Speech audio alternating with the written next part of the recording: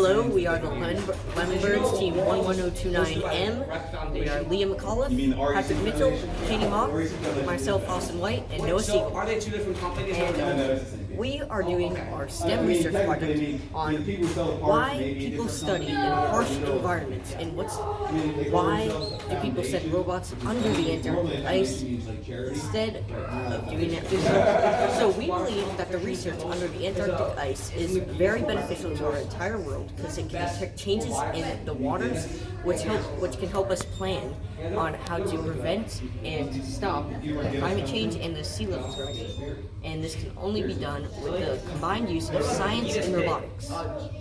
So, an Antarctic research robot is a machine that goes under the ice in areas with a polar climate such as Antarctica, and they find cracks in the ice and mapping out areas that haven't been explored before. This research allows scientists to gather information about landscapes that we ourselves are unable to go to. And one example of an Antarctic research robot is IceFin, a robot designed to map glaciers and locate cracks in the ice. So this is a picture of IceFin, and it is the research robot, and it helps understand the effect of climate change on glaciers. Another well-used machine are the sea gliders. Sea gliders are self-guiding robots that are designed to go under the ice, and they measure the depth of the ice shelves, which can help the scientists discover if they're about to break off and float and drift into the ocean. And it also helps with melting activity in these polar climates. So, in order for them to be self-guiding, scientists placed 3 acoustic beacons to the bottom of the ocean floor, and these send signals to the sea glider telling it where it needs to go and how it should react to its surrounding environment.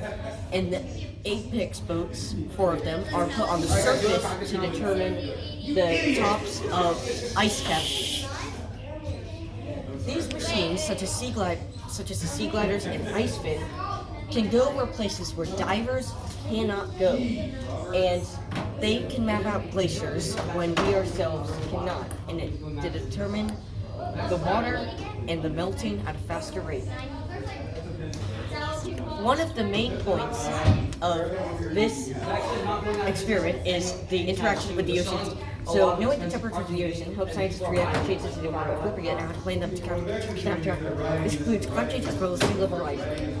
So, robots are instead of humans because humans cannot go there because humans require resources such as food, water, and shelter, while robots do not require this. They can guide themselves and they do not require as much attention.